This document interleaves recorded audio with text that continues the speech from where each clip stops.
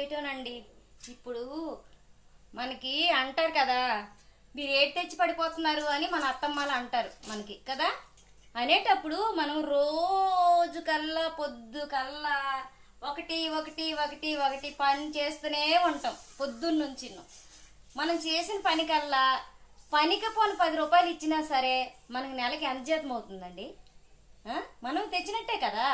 మన మీద కాళ్ళ దగ్గర మేము ఏటి తేలేదన్నట్టు ఉండడం అవసరం లేదు. మేము కూడా మేమే చిన్న పని చేసినా పనికి 10 రూపాయలు లెక్కట్టేసి ఇచ్చేయండి.